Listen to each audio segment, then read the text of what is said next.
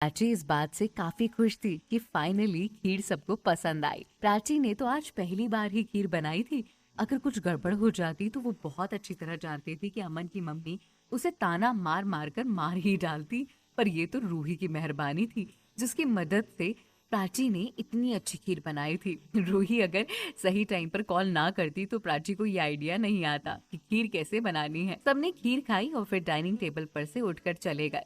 प्राची खुद भी dining table पर बैठ गई। उसने खीर का बाउल उठाकर पहला बाइट अपने मुंह में डाला तो एकदम परेशान हो गई।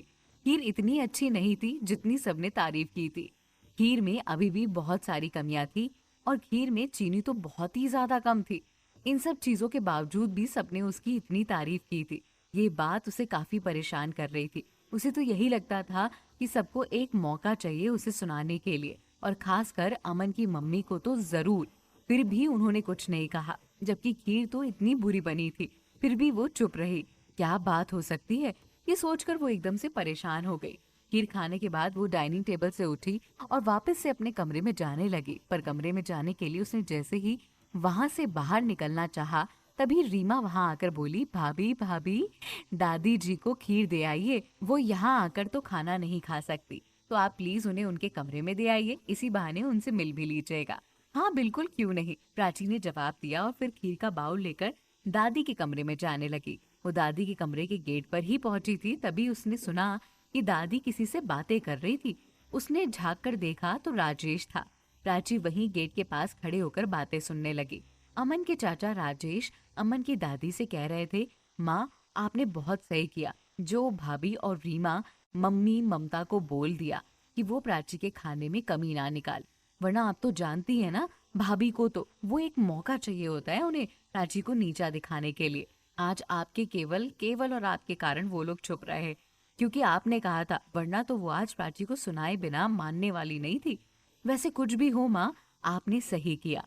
हाँ बेटा, अमन की माँ तो मेरी वैसे भी कोई बात नहीं सुनती।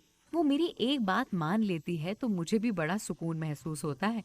वो मेरी बात केवल इसलिए मानती है क्योंकि अमन चाहता है कि वो मेरी हर एक बात माने। और मैंने प्राची के खाने में कमी ना निकालने के लिए इसी कहा था, क्योंकि मैं नहीं चाहती थी कि नई बहू का मनोबल गिरे। आजकल की मॉडर्न लड़कियों को तो तुम जानते हो, वो पढ़ाई और अपनी लाइफ में कितनी बिजी होती हैं कि उन्हें चूल्हे चौके के लिए वक्त नहीं रहता।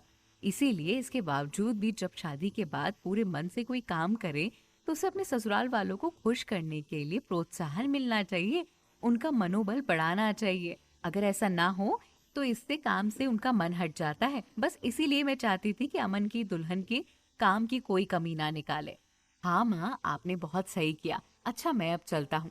ये कहकर अमन के चाचा राजेश ने अमन की दादी के पैर छुए और वहां से चले गए। उनके जाते ही प्राची कमरे में ट्रे लेकर आई और अमन की दादी के पास आकर उन्हें खीर का बाउल देते हुए बोली, दादी जी ये आपके लिए खीर। ला ला, मैं भी तो तेरे हाथ की खीर चखूं। सुना है बड़ी अच्छी खीर बनी है, तूने बड़ी तारीफ बटोरी है। ये कहकर दादी ने जल्दी से खीर का बाउल उठाया और झटपट से खीर खाने लगी। खीर खत्म करके वो प्राची को देखकर बोली, वाह बहू वाह, तेरे हाथों में तो जादू है। कितनी टेस्टी खीर बनाई है, बहुत अच्छा खाना बना लेती है। हाँ, तू तो पहली रसोई में इतना अच्छा बनाया है तो आगे तो मतलब खाने में बड़ा मजा आएगा। दादी की बात सुनकर प्राची की आंखों में आंसू आ गए। वो घुटनों के बल बैठकर दादी को देखते हुए बोली, झूठ मत बोलिए दादी जी, मुझे पता है कि खीर में क्या क्या कमियां हैं। मैंने खुद भी ये खीर खाई है। जिस खीर का पहला निवाला मैं अपने मुंह में नहीं डाल पाई, उस खीर की सबने इतनी तारीफ करी, वो भी पूरी खाने के बाद। ऐसा तो मत कीजिए ना। नहीं बेटा, खीर सच में बहुत अच्छी बनी है, अमन की दादी ने दोबारा कहा तो प्राची बोली, झूठ को सच बताने से सच बदल नहीं जाता। ऐसा क्यों किया आपने? जो भी गलती है आप मुझे बताइए ना। आप ऐसे करेंगी, मेरी गलतियों पर टोकेंगी नहीं तो मैं ठीक कैसे करूंगी, मैं कैसे सीख पाऊंगी? जैसे अध्यापक विद्यार्थियों को पूरी तरह नियमों का पालन करने के लिए कहते हैं, वैसे आप भी तो मुझे नया काम सीखने में मेरी मदद कीजिए। नियम का पालन करने के लिए बोलिए ना। ऐसी मेरी गलतियों पे पर्दा मत डालिए ना दादी। प्राची की बात सुनकर अमन की दादी की आंखों में आंसू आ गए। वो प्यार से प्राची के सर पर हाथ रखकर बोली, ऐसी बात नहीं है बेटा, मैं तो बस यही चाहती थी कि तुम उदास ना हो और तुम्हारा मनोबल ना गिरे। देखो, हर कोई शुरू से कोई भी सीख कर नहीं आता, सब यही सीखता है। तुम पढ़ाई लिखाई में बिजी थी, घर के कामकाज नहीं सीख पाई, इसमें तुम्हारी कोई गलती थोड़ी ना है।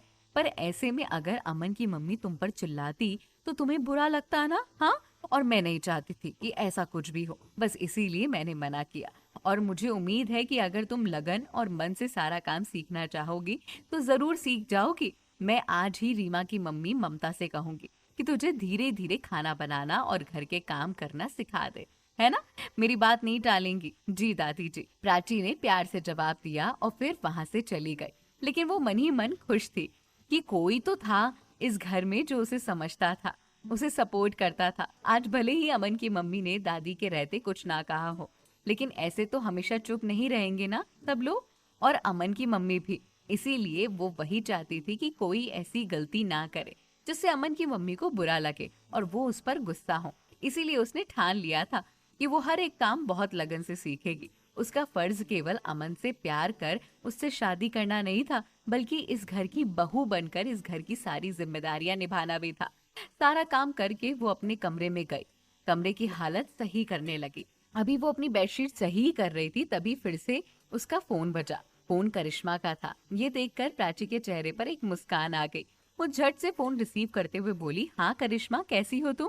क्या दीदी, वहां जाने के बाद इतनी बिजी हो गई हो कि हमें एक बार भी फोन नहीं किया? नहीं नहीं करिश्मा, ऐसा कुछ भी नहीं है। मैं बस अभी तुझे फोन ही करने वाली थी।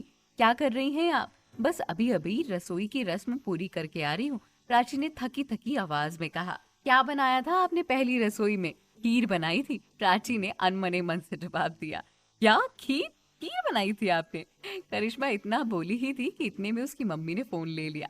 फोन लेकर उसकी मम्मी हड़बड़ाते हुए बोली, हाँ प्राची बेटा, कैसी हो तुम? सुना है तुमने खीर बनाई थी, कैसी बनी थी? किसी ने कुछ कहा तो नहीं बेटा? मुझे पता है तुम ज्यादा अच्छा खाना नहीं बना पाती, पर चिंता नहीं करो, धीरे धीरे सब सीख जाओगी। किसी ने कुछ कहा तो बुरा मत मानना, ससुराल वाले हैं। सहने की आदत डाल लेना। मम्मी मम्मी मम्मी लिसन, ऐसा कुछ भी नहीं है। किसी ने मुझे कुछ नहीं कहा, आप चिंता मत कीजिए, प्राची ने हंसकर जवाब दिया। अब आगे क्या होगा? अरे अरे, आगे तो अमन की मम्मी ने कुछ नया प्लान बनाया है। वो बातें आपको अगले एपिसोड में पता चलेंगी। ये एपिसोड कैसा लगा नीचे कमेंट करके जरूर बताइएगा।